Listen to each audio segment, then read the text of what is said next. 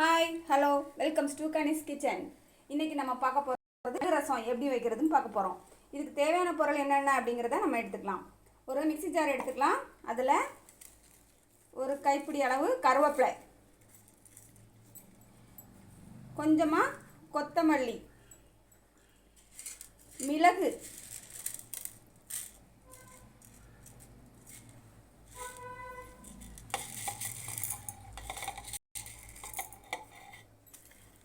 சீரகம்,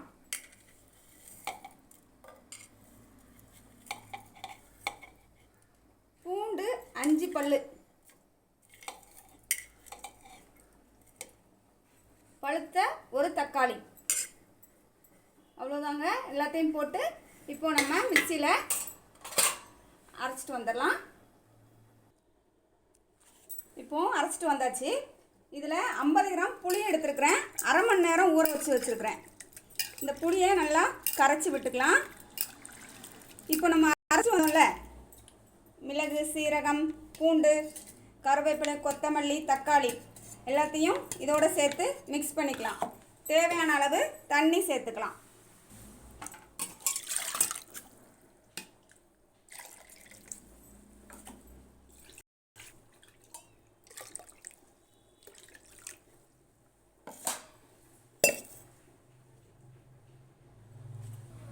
இப்போ ஒரு கடாயை வச்சு நல்லா சூடு பண்ணிக்கலாம். சூடானவுடனே அதில் 1 ஸ்பூன் எண்ணெய் விட்டு சேர்த்துக்கலாம். எண்ணெய் காயட்டுங்க. அதில் தாளிக்கிறதுக்கு கடுகு, உளுத்தம்பருப்பு,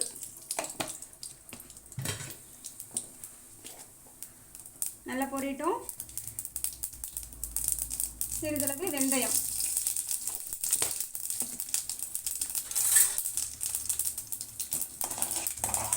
ரெண்டும் நல்லா பொரியட்டும்.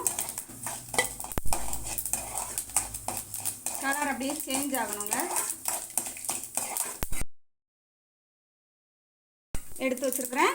அதையும் அதோட சேர்த்து கிளறிக்கலாம்.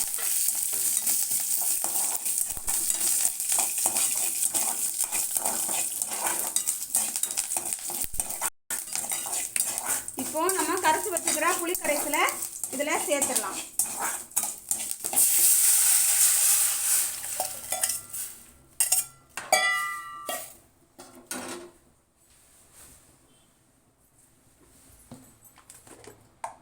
இதில்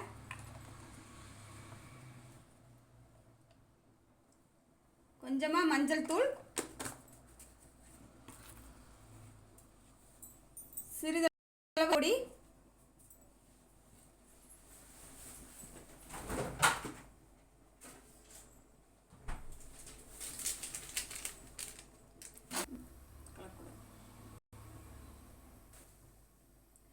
அவ்வளோதாங்க. எல்லாம் போட்டுட்டு ரசம் ரொம்ப கொதிக்க விடக்கூடாது.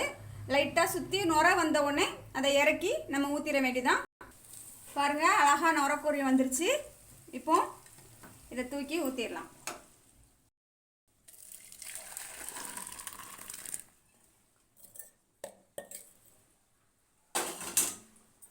இதில் தேவையான அளவு உப்பு போட்டு காட்டுக்கலாம். அவ்வளோதான், சுவையான மிளகு ரசம் ரெடி. உங்களுக்கு இதை பிடிச்சிருந்துச்சுன்னா லைக் பண்ணுங்கள், ஷேர் பண்ணுங்கள், கமெண்ட் பண்ணுங்கள், சப்ஸ்கிரைப் பண்ணுங்கள். தேங்க்யூ.